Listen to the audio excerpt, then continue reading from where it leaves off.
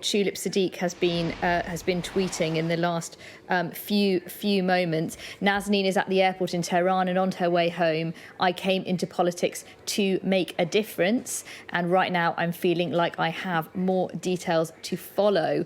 And of course, Tulip, who's the MP for Hampstead and Kilburn, has been following this for some years now. She's been in constant contact with Nazanin's husband, Richard, who of course we've had on Sky News many times during his very long ordeal. For a long time been separated not just from his wife but also from their young daughter, who was in Iran with her grandparents so that she could see her mum regularly while she was in prison there, and then came to the UK to take up a place at primary school. So reunited with her father, but painfully aware of her mother's predicament, being under house arrest there in Tehran. Of course, one of the reasons we've been so cautious is, first of all, because there have been so many false dawns before, suggestions she may be released, and then it's not happened. Only last April she was given another year added to her sentence, and it felt this may just be endless. The other reason, of course, is what's happened behind the scenes.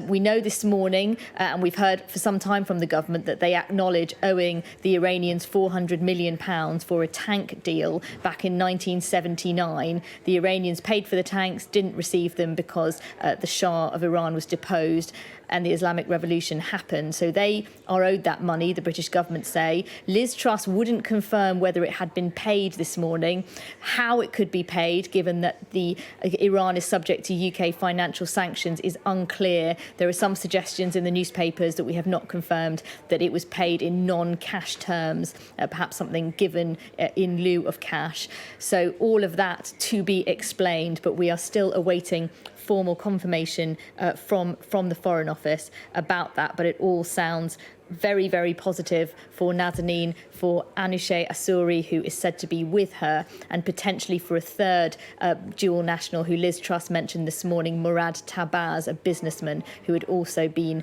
detained. So potentially all three of them going to be finally getting out of Iran this morning, and Nazanin being reunited with Richard and her daughter Gabriella, now 7 years old. She's missed so much of her childhood and will just be desperate to start life with them again, start afresh.